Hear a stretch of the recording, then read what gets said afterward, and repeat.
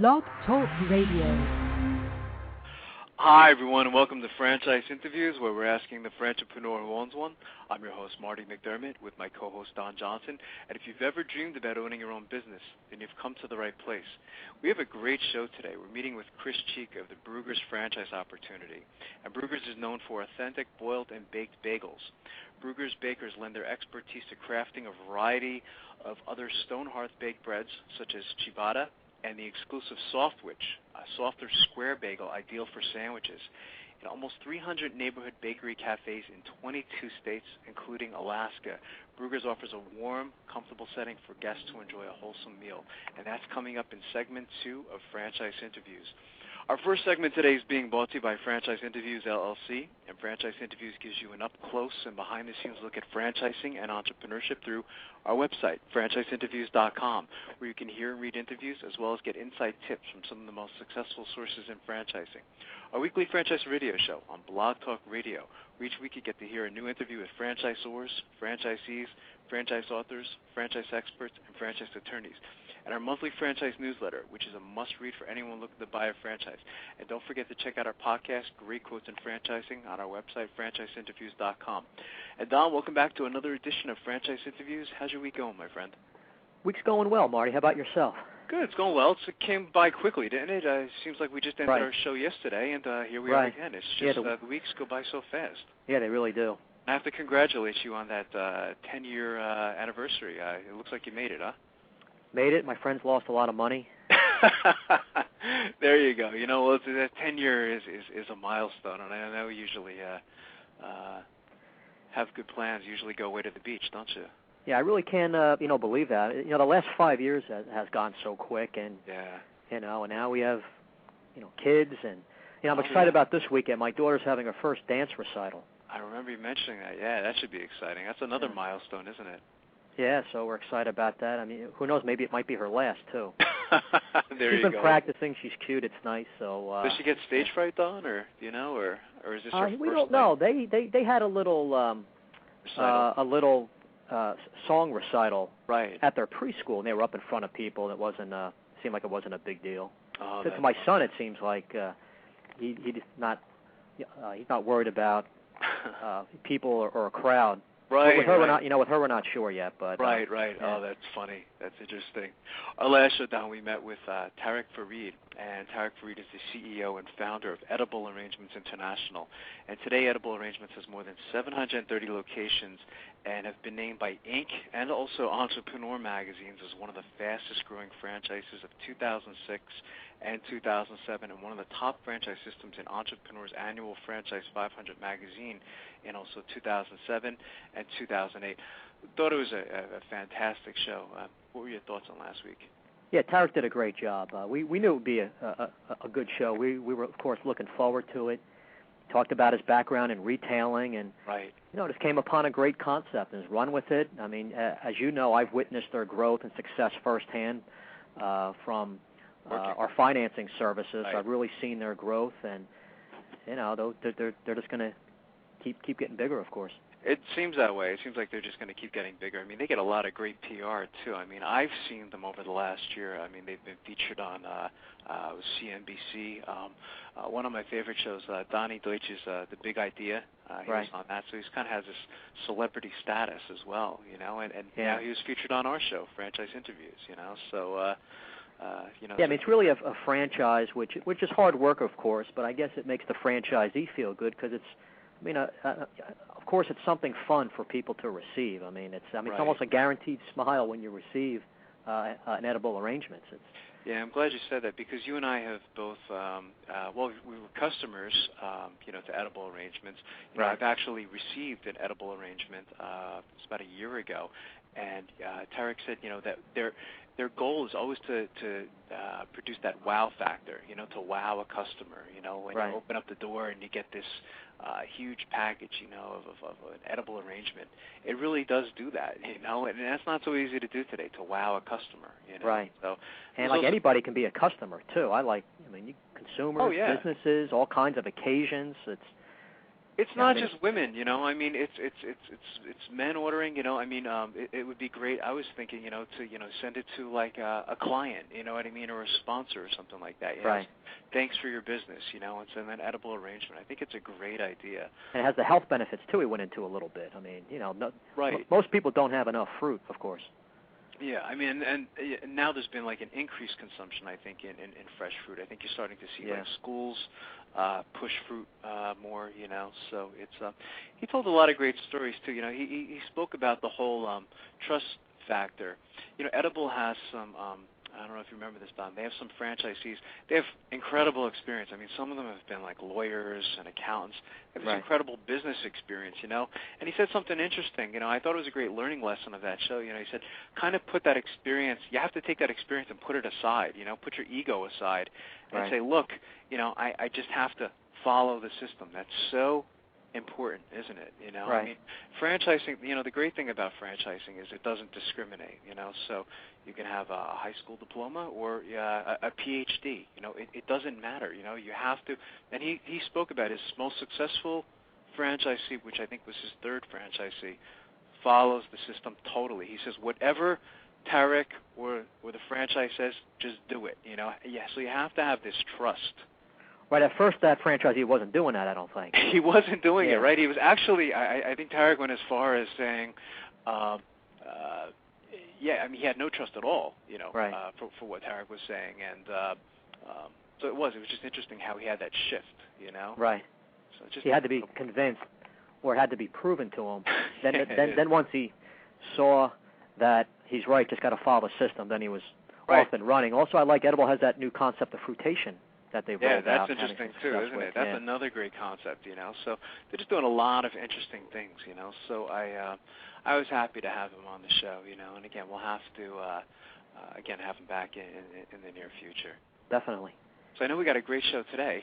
What do we have going on today? And God, it's over like the next couple of months actually. Pretty busy. Yeah, I mean a lot of great shows lined up today. Like you said, Chris Treek of Brueggers franchise, also known as Bruegger's Bakery Cafe. And I have a feeling we're going to get hungry this morning after talking to Chris, but I think you and I before the show, we were already talking about that a little bit. Yeah, we were. Yeah, I know. You know, it was interesting, Doc, because I was doing a little research on Brueggers, and I think it was in 2006 they baked the world's largest bagel, and they made it into I think it was a Guinness Book of World Records. You know, I'll have to talk to Chris about that as well. Wow, yeah, I didn't know that. Yeah, they've had some interesting milestones. Yeah. June 12th, Marty, we're meeting with Express Employment Professionals, formerly known as Express Personnel Services. I'm excited about that. Yeah, since 1983, they're very well known. I guess they're marking their 25th anniversary. They employ over 375,000 people each year, so that's going to be a nice show. I think they have over 130 offices. Right, new offices over just the past couple of years, Yeah, they absolutely. They've really grown, so it's exciting to see what's happening with that franchise. June 19th, meeting with Michael Newman, the founder of ABC, Always Best Care, and I guess they offer services including in-home care, assisted living placement services, personal emergency response. So we're familiar with this industry. We've had a couple companies on. And I love this industry, and it just continues to grow. Right. June 26th, meeting with franchise Sterling Optical. Wow. They have almost 200 locations throughout the country. They've been repeatedly named by Crane's Franchise Buyer and by Entrepreneur Magazine as one of the top franchise operators in the United States. They've been around a while, too, haven't they, Don? It's like 1914, I guess. That's incredible, isn't it? I mean, yeah. They have such a long history, you know, so I'm looking forward to having those. You have to find that out. I mean, they're probably one of the older franchises. I would say so, yeah. Yeah. Absolutely. You know, it's I think the oldest one we had on the show, well, one of them anyway, was A&W. Right. We had part of the Yum brands, yeah. Yeah. I can't remember when they started, but it was a while ago. On July 10th, meeting with James Franks, National Director of Franchising for Baskin-Robbins. Wow, it's a big one, huh? And July is National Ice Cream Month.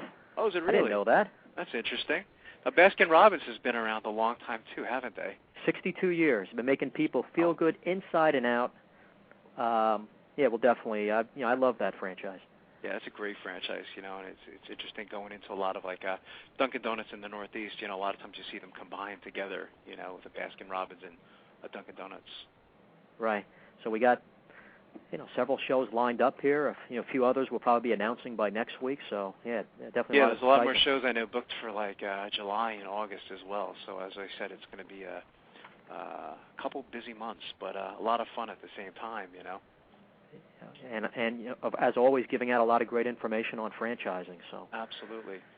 Here's an interesting article, Don, that I just wanted to bounce off you. I don't know if you saw this one. It's called "In These Tough Times, Retailers Band Together," and it was printed up on June 1st, 2008, by Betsy Cummings in Brand Week.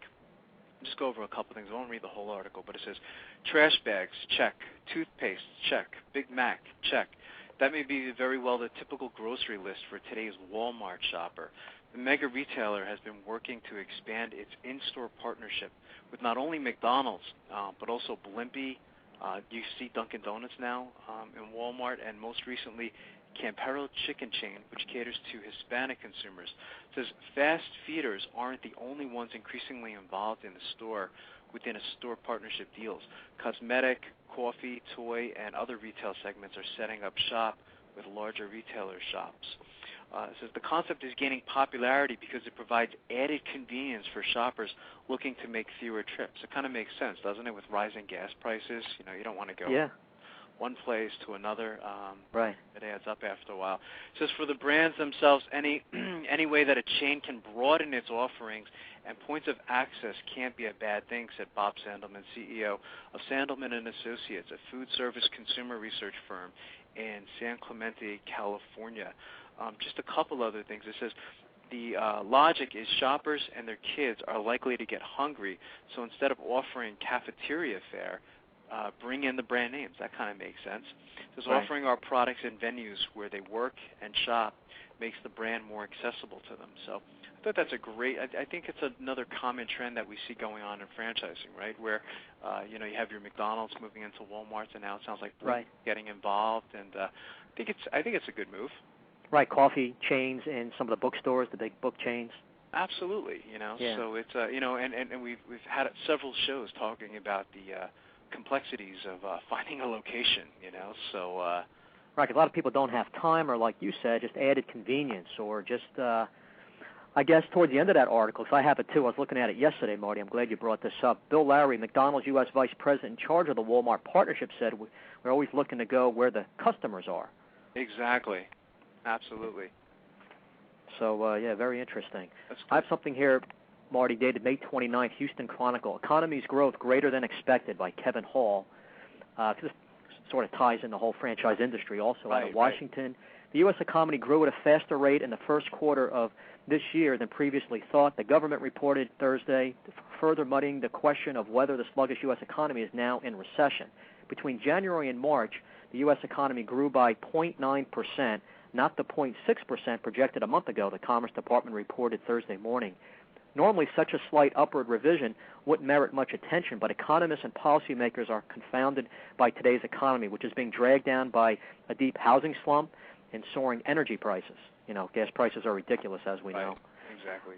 Some indicators point to recession, while others suggest that the economy is continuing to grow despite stiff headwinds. We're pleased that the number is higher than the original number. Inside the numbers, the shape is healthier than the first set of numbers, Commerce Secretary Carlos Gutierrez said.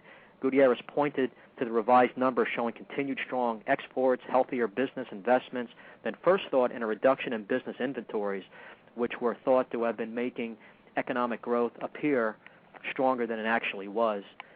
And, this is important because obviously, and we've seen it through my financing services, there's people who are just delaying their decision and starting up a franchise because they're not sure about the economy, and obviously it could be affecting the existing franchise owners looking to expand, and they're reading and hearing everything in the news about the tough economy, possible recession, so maybe they're holding off their decision. Exactly. And then that's obviously led to a lot of business lenders who have really tightened up. It's just, tougher criteria for getting financing. Right. And I've seen lenders do this based on what they think the economy is going to be in the next 6 to 12 months. They'll start, tightening their restrictions or their guidelines. Yeah, if we have an opening, in the next couple of months, we should do another show, I think, on the whole lending process, It's right. Talk about that again, because it's been about, I'd say it's almost a year now since we've had that kind of show, and I think it's such an important topic, especially now. Right. Yeah, it's a good idea, just something on the current state of lending. Exactly. And who's getting funding, and I know a lot of people in the the industry, so yeah, it's a good idea. Okay. Here's something out of Newsweek. Is there a date on this? May 30th. Nice date for myself, my wedding anniversary date. There you go. That one out, right? By the Associated Press, Pizza Hut turns 50 in tough time for the industry. This is out of Louisville, Kentucky. Marty, Dan and Frank Carney borrowed $600 from their mother 50 years ago and opened a small pizzeria in Kansas using secondhand equipment in what was once a bar. These type of stories I love. Yeah, I love these stories too. The dream was to make enough pizzas to pay for college and earn a little money on the side for the family. The humble enterprise with a humble name, Pizza Hut, is now the world's largest pizza chain with $10 billion in annual sales and more than 11,000 stores nationwide. He says, "We were able to build something from nothing," Dan Carney said, recalling the hardscrabble early days in that first pizzeria in Wichita, Kansas, which opened 50 years ago Saturday, a couple Saturdays ago. The chain, known for its Red Roof restaurants, is now updating its look with plasma TVs, sports bars, and local sports memorabilia. It also is rolling out tubs of baked pasta and piles of fried chicken wings to go with its famous pizzas. Wow. I got to bring the family there. That sounds great. There you go, yeah. It is a tough time for pizza makers who are strapped by rising cheese and flour costs and consumers who have been pinched by a sluggish economy. That's true. But, yeah, most people obviously know Pizza Hut. Right. And it's always interesting. People starting out, they don't really have those long, big, lofty goals. They just doing something to, in this case, sometimes just make ends meet, pay for, these stories are college. Great. Yeah. I mean, this is really, it reminds me of like the Fred DeLuca story, how he started Subway with, I think it was like less than $1,000, I mean, it's just incredible, the accomplishment. It's been a while since I've actually been in a Pizza Hut, Don, but... Same with myself. You see them around, you just don't go there, I guess. Exactly, yeah. I see them, I have one pretty close by, and it's just I haven't been in there, so I'm going to have to check it out. It sounds like some exciting changes, and I think, that's the great thing about franchising, too. We've seen a lot of these big name, even small franchises make some changes, significant changes to their business, because you have to. It's not stagnant, I mean, you have to go along with the times, times change, and... Yeah, well, that's interesting. This is kind of a segue into this other article, Marty, from Brand Week. Study, Restaurants Beef Up Burger Lineup, dated May 28th. Eric Newman starts off, where's the beef? Increasingly, it's on the menu. A recent study by NPD Group out of Port Washington, New York, in conjunction with Data Central Chicago, found that 7% more restaurants across all categories are offering burgers on the menu compared to figures from 2006. That's a pretty big increase, 7% just from a year ago. Wow. The study also found that burgers made up 14% of all restaurant orders in 2007, and that's representing about 8.5 billion burgers. More and more Americans are bellying up to order beef. The burger is an American classic, right up there with Mom and Apple Pie, says Michelle Schmall, VP Food Service Product Management at NPD, said in a statement. More restaurants are offering burgers because of the food's wide appeal. There is less risk because burgers consistently rank among the top foods ordered. However, key to the category's growth is innovation that has given the classic a more contemporary feel. According to NPD study, burgers made with Angus beef, a reference to the cattle breed of Scottish descent from which the particular meat comes, have seen double-digit growth over the past 2 years. This is due to the beef's adoption of major fast food chains. Burger King, for example, introduced the Angus burger in 2004. Though the line was phased out, now the chain offers steakhouse burgers that are made with Angus beef. McDonald's is currently testing its Angus third pounders in 3 U.S. markets.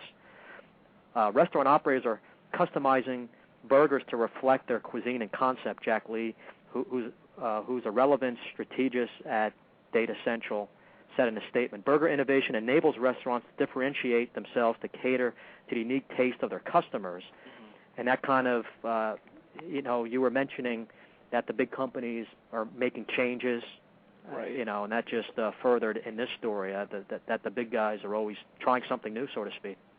Yeah, and you have to be open. The franchisee, Don, has to, again, going back to beginning of the show, and the theme of last week's show is the franchisee has to totally trust the franchisor, don't they? To say that, they're making the right decision. I mean, typically the franchisor does a lot of research, before they go forward with some of these ideas, so you can't fight them, you have to go with them, and again, it's a marriage, so that trust is so critical, right?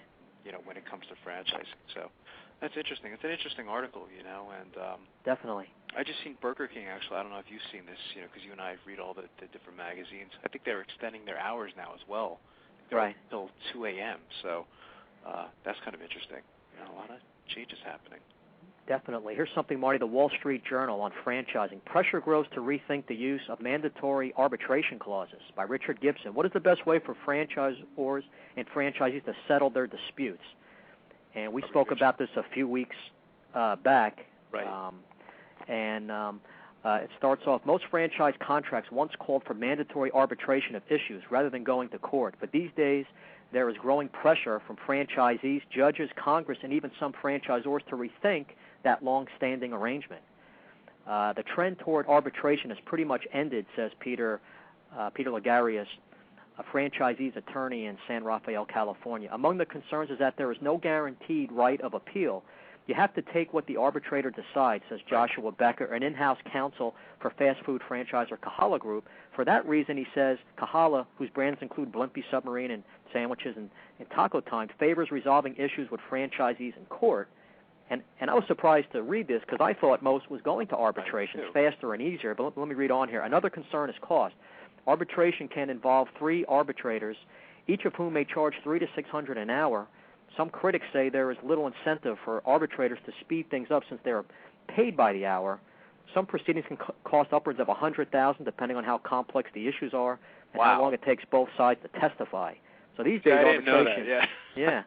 It's funny when I used to teach business law many years ago. I used to always push arbitration, to my students, because it was always less expensive, But I didn't realize that arbitration could become very expensive, Sounds like it's changing. So these days arbitration isn't always cheaper than going to court. One complaint from franchisees, because arbitration typically occurs in the home state of the franchisor, the individual involved must travel to that venue and secure temporary housing and legal counsel and bear those expenses.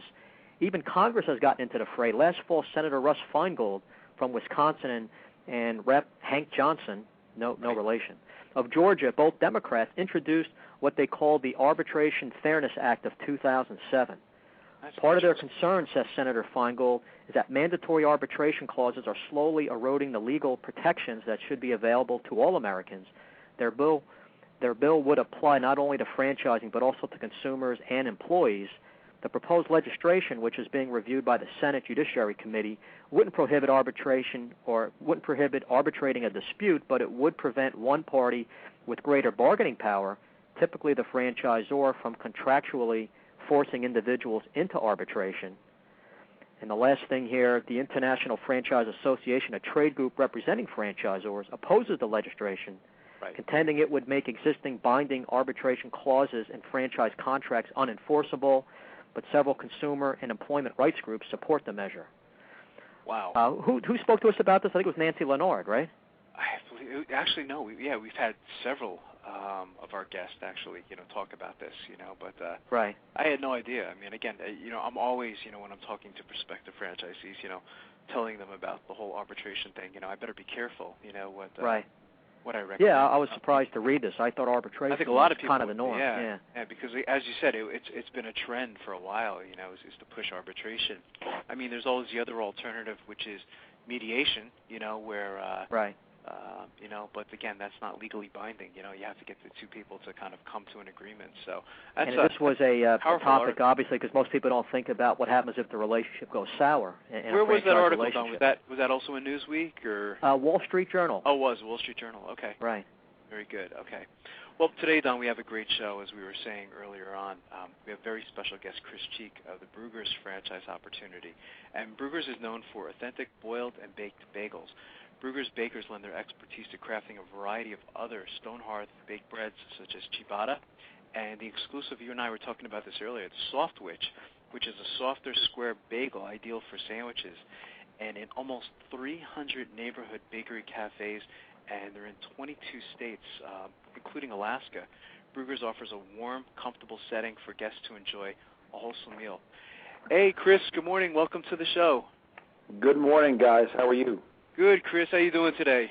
I'm doing super. Hope you are. Absolutely, absolutely. Chris, joining us is Don Johnson, who's my co-host and president of Diamond Financial, and I know Don wanted to say hi to you, Chris.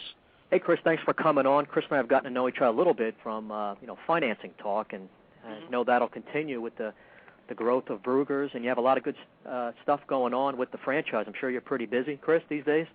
Yeah, sometimes I feel like I'm based out of the airport versus an office. Yeah, we've heard that before, Chris, yeah. You know, it's pretty bad when you start to recognize flight attendants exactly. that you've seen before. Oh, that's funny. I wanted to congratulate you, too, because I forgot in the introduction. I understand you guys just recently celebrated, was it your 25th anniversary? 25th anniversary, that's correct. That's great. That's a milestone. Congratulations. It is, particularly when you think about the retail restaurant industry, brands that have come and gone and brands that have stayed. We're very happy to have been around for 25 years and be on a very good trajectory right now on a go-forward basis. That's great. That's terrific. Chris, and also winning some awards, Chris, I guess, tops in your category with, some leading, business and franchise magazine. The Entrepreneur gave you a pretty nice award. Yeah, we've won the Entrepreneur Award #1 in our category for the last 2 years, and many others. Probably the one that, from my perspective and parochial viewpoint, we're most happy with is we've also been in a top 50 Franchise Business Review, as a publication that reviews franchisee satisfaction. Right. They poll your franchisees and see if the franchisees are happy with the relationship and their decision to join Brueggers. And we've been pleased enough to be in their top 50 for the last 2 years, which are the only 2 years we've actually been polled by Franchise Business Review. So we're excited about that, too. Yeah, that's great. We've actually referenced them before, haven't we, Don? Franchise Business Review. Right. So that's that's another milestone. So that's fantastic. Chris, we always like to start off by asking our guests, where are you calling from today? I am calling from Raleigh, North Carolina. Okay, good. And I know your headquarters is based in, was it Vermont, actually? Burlington, Vermont has always been the headquarters of Brueggers. It was actually developed, founded by 2 longtime Burlington, Vermont gentlemen back, started 27 years ago. Of course, the first one was opened 25 years ago in February. Right. That's fantastic. And what were you doing, Chris, before joining the organization, Brueggers? Before I joined Brueggers, I spent 6.5 years with a startup franchise brand called Bear Rock Cafe. We were lucky enough to grow Bear Rock to about 50 units around the country with a number of additional commitments beyond the 50. Bear Rock Cafe is a fast casual brand that would be in a similar competitive vein as we are, Panera Bread, Atlanta Bread, and so forth. So I was with Bear Rock Cafe helping them build and grow their franchise system and program from company-owned collection of restaurants here in North Carolina to, as I said, almost 50 around the country.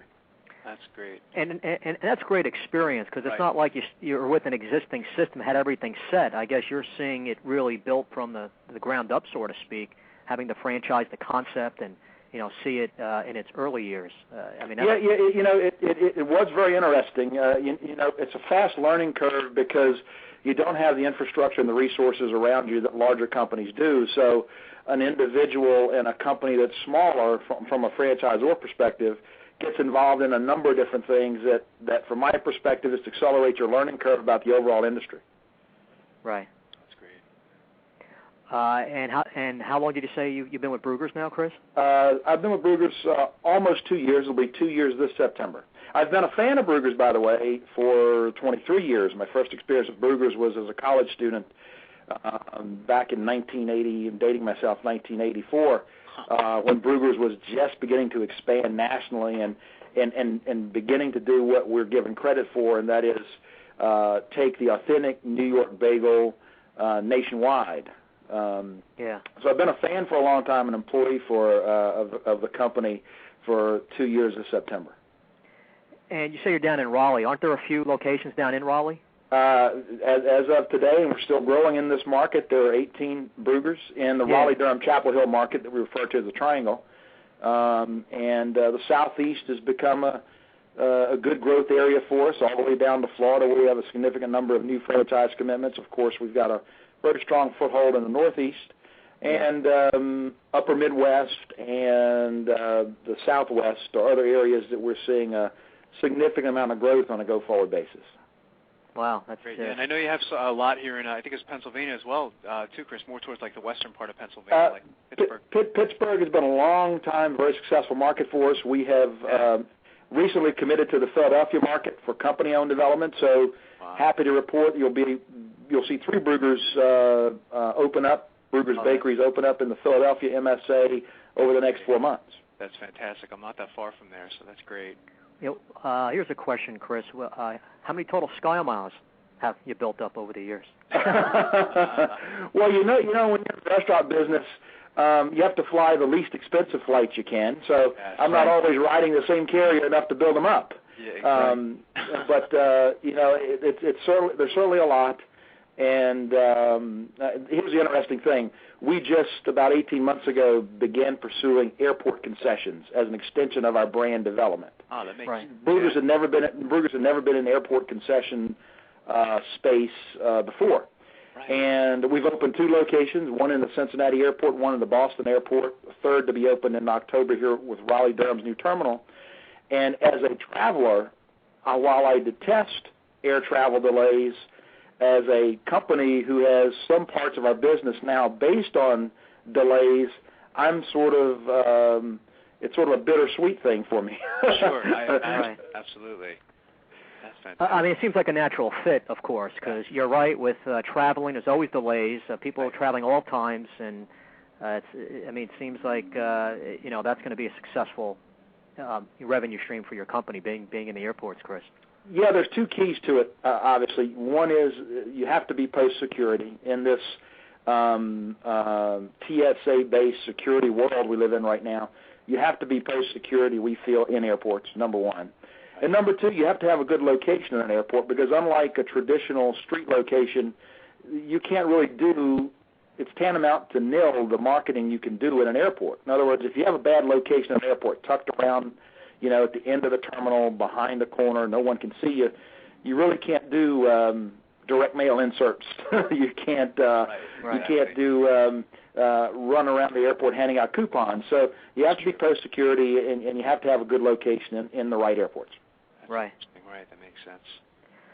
Chris, talk a little bit, you mentioned how old the organization is, I guess about 25 years, but talk more about the history and I guess the company, how it evolved into the bakery cafe concept.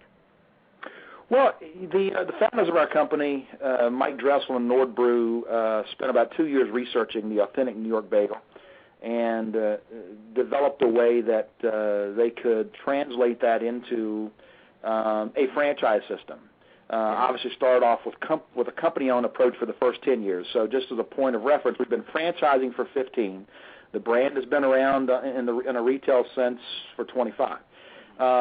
They began developing a series of company-owned bakeries around the country for the first 10 years, making sure that they had the system figured out, making sure that the first franchisees that joined the system weren't learning along with the franchisor. And I think that's important when you're looking at a franchise system from a prospective franchisee standpoint. Is sometimes it's exciting to join young, fresh, new systems, but you want to make sure that you're not making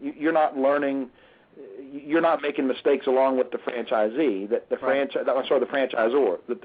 Right, you're not part of the learning curve, yeah. That is correct, because being part of the learning curve can be expensive to a franchisee. Right. Yeah, that's a good point. It's true. And obviously, we grew the brand, or the company was grown around the authentic New York bagel. As taste evolved, consumer taste evolved over the last 20 years, we note the emergence of the fast casual brands. It really came out in the late part of the last decade and the first part of this decade, people expecting more bold flavor profiles, more unique items, more chef-created items, different decor, different environment that guests preferred to dine in. We obviously, along with many others that had been around before the growth of fast casual, had to grow our menu, our decor package, our product offerings, speed of service, along with that, to be a part of the fast casual growth curve. You know, the fast casual segment is the fastest growing segment of which categorizes fast food or QSR. Right. And so menu involvement, adding more items that allow us to deliver more than just one day part. Proud to say now that if you think about a bagel bakery cafe, one tends to think breakfast. But now system-wide, half of our revenue occurs after 10:30 in the morning. So we feel like we've been very effective in adding chef-created salads, sandwiches you guys alluded to earlier, our Softwich or Ciabatta, wraps, and then our authentic New York bagel. The important thing is we're a bakery, and we look at ourselves as a bakery. So we're not going to get too far away from our core because we think that's where franchisors and brands really creep into areas of high risk when you start getting far away from your core. We'll always be about a bakery and a bakery cafe. But that said, we will continue to expand hot menu items and chef-created flavor profiles for our guests because we think that's important. I see you have wraps, so I mean, it seems like lunch, lunch can possibly be taken over breakfast at a future time. Is that where Brueggers is heading towards? I think I don't think that's part of the strategy. We obviously are very bullish on breakfast and think we have a unique offering for the breakfast guest. Yeah. And we just feel like we also want to offer a lunch daypart solution for a number of different reasons. We think it's part of being a successful brand in the fast casual segment. In today's economy, you guys may have talked about this on earlier shows with some of the retail lease rates that are out there. There's some landlords that are very proud of their property. And so with some of the lease rates that we're seeing, and have seen for a number of years, it's incumbent upon a brand to be able to serve more than a single day part these days because we're looking for power centers, lifestyle centers, places where our guest goes about their everyday routine. We want to be there for them, and those centers can be somewhat expensive these days. And I guess with Brueggers being more well known, and I guess with the state of leasing these days, I guess you're working more from strength as opposed to years ago. Well, helping your franchisee find a location, of course. We are working from strength. We are working from having a very flexible footprint when we go to landlords. If you look across the Bruegger system, our traditional bakery cafe is 1,500 to 2,500 square feet. All that said, though, we have a number of units in our system where we co-locate with another brand, say a Caribou Coffee, for example. A landlord has a 4,000 square foot piece of property that they really don't want to carve up any smaller. Right. So we'll take that jointly with a non-competitive partner. We've got several locations where we don't bake on site. We've had great opportunities to go into locations that may be 1,000 square feet or less. Right. Great locations, just not large enough to facilitate baking on site. We'll bring fresh product in from a nearby local bakery. So we also have flexibility in the overall footprint that we develop. We don't pound fist on the table and say we must have exactly 2,000 square feet and 55 seats inside. We look at each opportunity in and of itself pretty much and say, is this a good location based on everything we evaluate? Is there a return on investment associated with this location? Right. Right. And Chris, just staying with the history part of it, I guess Brueggers brought on some new owners about 5 years ago, and I guess that's helped to really give the Brueggers name, I guess, just further quality, I guess, so to speak. Yeah, Sun Capital Partners is whom you're referring to, and I think that the benefit of that relationship is we all believe in growing our brand the right way, and that is being very selective about who you choose to award franchise rights to, be very selective about locations you choose to sign leases on, and focusing on guest service. Right. And that's a really great level of synergy to have when owners of your company and leadership team of the company and everyone in the organization believes in growing the brand for the long term in the right way through the methods I mentioned earlier. Right. Right. Sounds like that's been your unique selling proposition as well, Chris. You know, is Brueggers really does offer to their, as you call them, guests, like an experience. You know, it's the environment, the appearance, but also it sounds like there's a very welcoming feel to your customers or to your guests, I should say. You know, and I think it's so important. There's a reason why we call them guests and not customers. Right.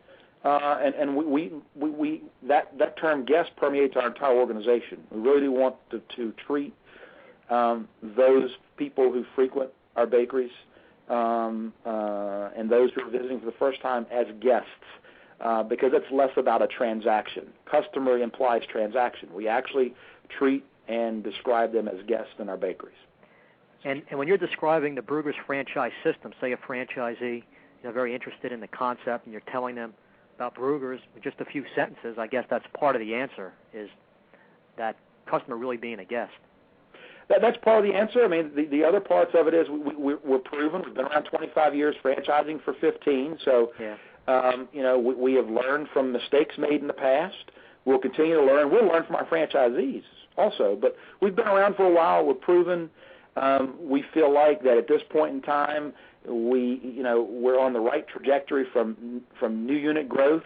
We just completed our 16th consecutive quarter of same-store sales growth, which in the economy over the last 12 months we're very proud of. And we're also, in the restaurant segment, we are, from an operational standpoint, and I don't mean to say that the restaurant industry is easy, any of it. It's not. Right. But from where we sit operationally for Brueggers, the hours of our bakeries, no late nights and that sort of thing, right.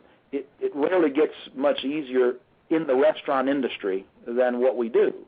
Right. Again, not to say it's easy, but simplicity of operations, no late nights, it makes it very attractive for folks looking at entering the restaurant industry or adding another brand to their portfolio if they're an existing restaurant franchisee. Absolutely. We're talking with Chris Cheek, who's the Vice President of Franchise Development for Brueggers. And Chris, this is a pretty big market that we're talking about. How big is your industry? Well, the QSR, or fast food industry, of which we're a part of, just like Panera and Subway and Burger King and McDonald's, is roughly this is the U.S., $120 billion a year in revenue. Right. Now, big numbers like that sometimes are hard to understand, and I often compare it to another industry that people hear about a lot and experience a lot. If you look at the motion picture industry, the U.S. motion picture production and distribution industry is only a $33 billion a year business. So you look at the QSR segment of the restaurant industry, and it's a multiple of that industry. And that's just QSR. That $120 billion a year does not include full service. That's incredible. So you're talking about a $200+ billion a year business if you look at the entire U.S. restaurant industry. And if you put that in perspective, in terms of franchise brands, we've seen reported, Fran Data has reported that there are as many as 2,900 franchise brands or systems operating right now. Roughly 20 to 25% of those are in the restaurant segment. Others are various other segments of franchising, different services offered there. So if you look at it in terms of number of brands that are franchising, there's about 2,900, of which 20 to 25% are restaurants. If you look at the entire segment, from a revenue perspective in the U.S., the QSR segment is $120 billion a year. Fast casual, the segment that we operate in and the other brands that I've mentioned, is only 10 to 15% of that, but growing at the fastest rate within that $120 billion. Yeah, we've seen that. Yeah, I wonder what the number is just for bakery/bagel breakfast. You'd probably like to have that number as well. Well, I don't have the number at my fingertips. I think it's, to some degree, it becomes difficult to categorize who's in and who's not in that segment. Right. We see a number of brands that do breakfast, lunch, and dinner. They're a bakery cafe, and they're attempting to be strong on all day parts, which is often a challenge in fast casual. But I don't have that number, but suffice it to say, as you travel around in your community or for other purposes, we see old brands in that segment, new brands every day. I think I read somewhere that and this is more franchising comprehensive, they've estimated there's about 780 new franchise systems that have started up in the last 3 to 4 years. And that's franchise systems wide, not necessarily restaurant. But yeah, it's a moving target. But the good news I always tell prospective franchisees is everybody's got a stomach, and we all eat. That's right. True. Yeah, we've heard that before. So from that perspective and our price point, we hope, and what we've seen is we're somewhat a recession-proof business. There's no guarantee ever of that. But what we do with our bakery cafes and how we believe that we on our company-owned side and our franchisees really build a business is by making that Bruegger's bakery become a cornerstone of the community. And in that sense, it makes it difficult for guests to decide not to go.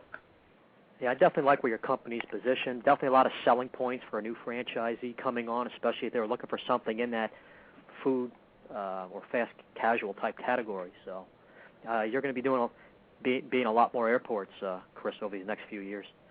Well, airports, I don't mean to say that is we're shifting all our focus that way. It is a strategic growth point for our brand. Yeah. Well, I just meant in general as far as traveling. You're traveling, building up Brueggers. Yeah. Yes. Yeah. I hope to be. Yeah. Chris, another question we like to ask our guests is what's been one of the most interesting things that happened to you since joining Brueggers? Don and I were saying earlier in the beginning of the show, we saw that somewhere that you guys, I know you actually created like the world's largest bagel. I think it was like 800 or 900 pounds. Somewhere. We did, yeah. That was back in, a franchisee actually did it in upstate New York for the New York State Fair back in 2005. I was in the Guinness Book of World Records, wasn't it? It was, yes. Yeah, that's fantastic, yeah. And one thing to underscore that, and back to my previous comment about being a great citizen of the local community, while it's certainly exciting to be in the Guinness Book of World Records for the world's largest bagel, the outcome of that was that helped raise almost $2,500 in donations for charities in Syracuse, Rochester, and Albany, New York. Oh, that's great. So, yeah. So it was actually distributed to guests at the New York State Fair, and we took donations, and it resulted in almost $2,500 that went back into the communities that our franchise partner operates in upstate New York. Oh, that's great. Yeah, we like to mention on the show sometimes we hear different franchisor systems, donating money for causes, like with the big earthquake in China. I think we mentioned a few things on last week's show. We did, Marty, about that. Yeah. Yeah, that's fantastic. Chris, you being in franchising a while, what types of characteristics do you look for in a franchisee? Well, I think the one of the key components of being a franchisee, being a successful franchisee, and that's what all of us franchisors look for is those individuals or teams or companies that are going to be successful with our brand. And I think there are a couple of characteristics, but these aren't absolutes. In my time in franchising, I have seen successful franchisees come at it from a number of different angles, but I think when you boil it down, there are a couple of core characteristics that almost have to always be present for them to be successful. I think number one, and these are not necessarily in order, so perhaps I shouldn't refer to them as number one, but certainly one area is you have to be committed to following the franchisor's system, certainly on. Now, we recognize that some of the greatest innovations in products in the restaurant franchising industry came from franchisees, like the Big Mac, like the Egg McMuffin. Those are actually franchisee ideas, not McDonald's corporate ideas. Yeah. So we listen to our franchisees, and we certainly look for franchisees who are going to be somewhat innovative, but the core of a franchise system and the core of being a franchisee is you follow the system that we're giving you that reflects to you things that we've learned along the way to help us all be successful. So we look for someone that we feel like the best we can determine during the candidate franchisee phase is someone's going to follow a system. I think it's also very important to have a fire in the belly and a competitive nature. This is a very competitive business. You're talking about opening a retail facility that's open 7 days a week. As many as 400 guests a day could come through your bakery.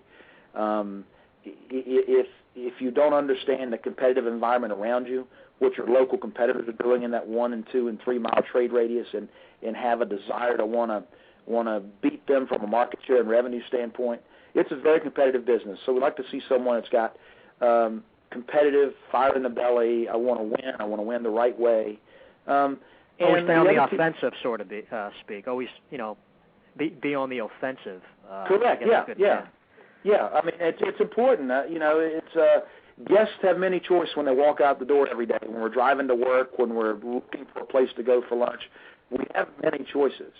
And you have to understand what your local competitors are doing, so you know exactly what you need to do to keep and maintain and acquire additional customers. And I think the third thing, and this is relevant to the restaurant franchising business, is I think the third thing is an importance or recognition of how important your team members are in the bakery. I think many people will argue, and I would tend to agree, that a good part of the restaurant industry is the real estate industry in disguise. But assuming we can find good locations together, which we spend a lot of time, have a large internal real estate department that helps and works with our franchisees to make sure as best we can that our franchisees are undertaking good locations. Given that, we think we have a great product, but the people who are delivering the essence of the brand to our guests are the people working in our bakeries, be they franchise or company-owned. And we certainly think that someone who's a successful franchisee recognizes that the people delivering the guest experience to, these 400 or 500 guests that walk through a day are the people who I choose to employ and make team members in my bakery, and that's a very important decision. These aren't, even at the hourly employee level, it's a very important decision who you give the power to translate the guest experience to. Which all comes down to service. Right. It comes down to service. It comes down to some of those skills in the individuals who work in our bakeries you can't train. A genuine welcoming smile, a genuine thank you, a genuine desire to treat someone like a guest and not like a customer. We can train a lot of that, but some of it comes down to hiring that talent from within in those employees, and that's important for a franchisee to understand that piece of it. Most, Marty, we've heard this a number of times. Most franchisors say that the really key to the success of the whole franchise system is the franchisees. This is just taking it one step further, just making sure you have a successful team that franchisees store. Yeah, I would agree. Yeah, and I'll give you this. I'll just give you a real quick example. As you're looking to open a bakery, you'll get, as you interview for management team members, you'll get an awful lot of resumes, particularly in this economy. Yeah. And one could go through a stack of resumes, and you'll see a lot of them that meet all the qualifications you're looking for to run your bakery. What you don't want to do is pick the one who's the lowest priced, who says, I'll come to work for the least amount, and look at it that way. I call that building your business from the bottom line up, not the top line down. And I believe in this business it's important to build a business from the top line down, not the bottom line up. Right. And so, you want to look for that individual in that stack of resumes after you've met with them one or two times and done some research on them from a reference standpoint, who's going to deliver the essence of the brand to your guest, not the person who's going to come to work for you for the least amount of annual W-2 salary. Right. Well, I mean, all great advice. What you feel the top characteristics are, and maybe talk about training a little bit, Chris. What goes on with that? We have a 5 to 7 week training program. Let me step back and talk about the franchisees we look for and how that plays into training. Yeah. We believe that when we are awarding franchise rights to a new franchisee, we are doing something that is very that requires an awful lot of due diligence on both parties' behalf, and particularly from the franchisor's behalf, because we're handing them, in one sense, the keys to the kingdom to represent our brand. They're going to put up our sign. It's going to be their building, their employees, their investment, but it's the Bruegger sign that goes on the front of the building. So when we choose to give someone the ability to, via a franchise agreement, to go out and represent the Bruegger's brand, that's a serious decision, because they can either augment the value of the brand, or as we've seen in a number of cases, bad decision on the franchisee side can impact negatively the value of the brand. So we look for franchisees who come from a lot of different backgrounds, but we require at some level in the franchise ownership of the company that's becoming the franchisee to have restaurant experience. So we're okay with investor franchise owners who don't have a restaurant background, but we require them to hire an operating partner who has the ability to obtain equity in the business. Or, of course, we also, if you have restaurant experience prior to joining Brueggers, then that's not a requirement, because you have the experience you're bringing to the table already. So what that means is our training programs are 5 to 7 weeks, depending on your level of restaurant expertise or knowledge of what we do. And we offer that at certified training bakeries around the country.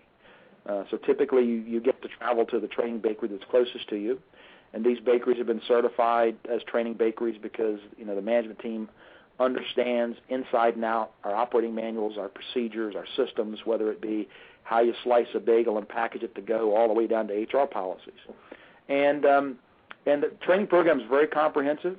Most of it is working in a live operating Bruegger's bakery, and there's a portion that's also a classroom. But we think 5 to 7 weeks is a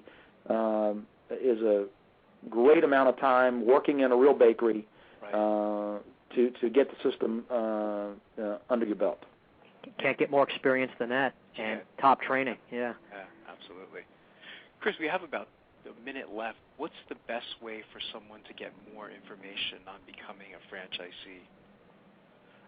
Probably the best way to get information on becoming a franchisee is go to our website, www.brueggers.com. Okay, there is a franchise section. It's a very nice website, yeah. It is. Yeah, and we're in the process of developing a nice new website. Not that the one right now is not serving our needs, but you'll see a new Brueggers website in the near future. Or you can go to franchise@brueggers.com. That's an email address that'll get you right into our system. Also on the website, there's a quick application. So once you get to the franchising section of our website, there's a real quick form. It takes a few minutes just to fill in your basic information. And once you fill that in and hit send, our objective is to have someone speaking to you ear to ear about a Brueggers franchise opportunity within 4 to 6 business hours.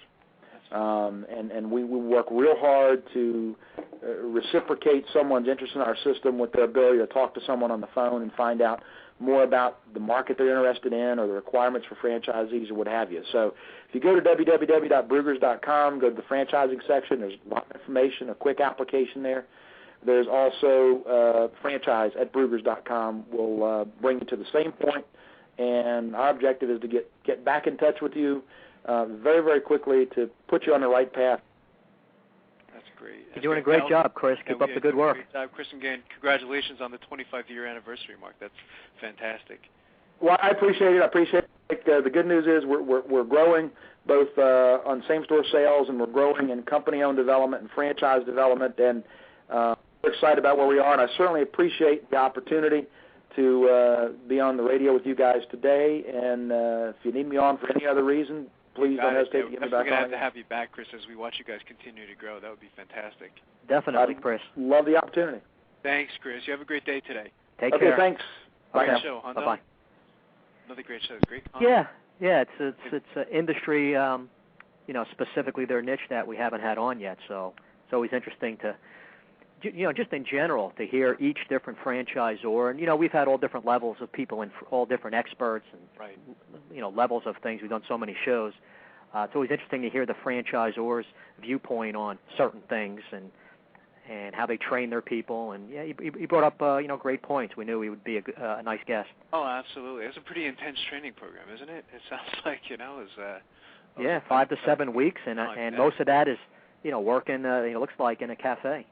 Absolutely. So that's fantastic. So another great show. So you did a good job today, Don. Again, for our listeners, go to franchiseinterviews.com and subscribe to our newsletter, and franchisefunding.net, and gofranchise.com, right? A hot new website. There you go. It also has all the interviews. It's That's right. Who do we got next week, Don, for the show? Next week, I forget. We've booked so many. Next week we have on. Let me see here. It's not Sterling Express. Optical. It's let me see. It's on our show page. But I have my notes in front of me. I know it's on our show page. It's Express Personnel Services. Okay, fantastic. Right. Yeah. So again, another great show next week, and over the next 2 months, we have a very busy schedule. So again, great job, Don, and I guess I'll be speaking to you next week. All right. Thanks, Marty. Have a good day. Take care. Bye-bye.